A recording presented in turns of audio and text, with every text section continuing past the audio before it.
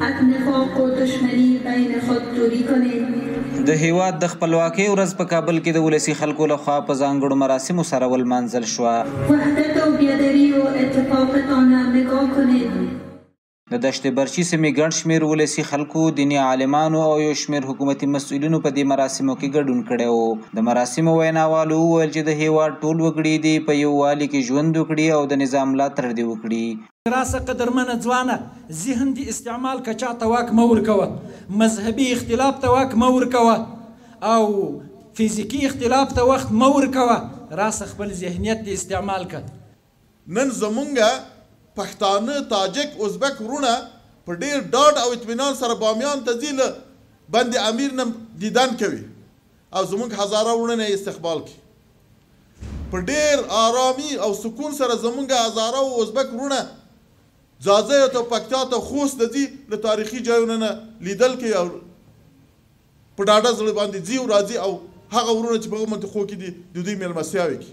افغانستان نیت تخریب هیچ مملکت نداره. بارها در فرمانها و در پالیسی های این سرزمین شنیدین، مگر افغانستان این حق داره که از قلمرو خود، از عزت خود، از تاریخ خود، از هویت خود دفاع کنه. د بهرنیو چارو وزارت سیاسي مرستیال شیر محمد عباس ستانکزي په خپلو خبرو کې وویل چې دا د حکومت مسؤلیت دی تر څو ټولو وګړو ته تعلیم زمینه برابره کړي.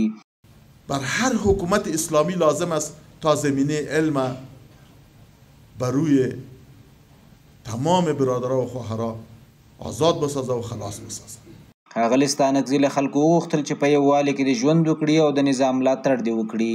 به خاطر رفع از این مشکلات به جای اینکه انتقادات شود و انتقادات سبب رخنه و بعض مشاکل دیگری شود، بهتر است که انتقادات سالم باشد و کوشش شود که در ساختار از این وطن گام‌های مثبت برداشته شود. د هیواد د خپلواکۍ د ورځې په مناسبت دغه شاندار مراسم د اهل تشیع علماو د ټولنې له لورې جوړ شوي وو چې د هیواد د ویاړلي تاریخ او د قومونو د یووالي په اړه پکې خبرې او ویناوې وشوې.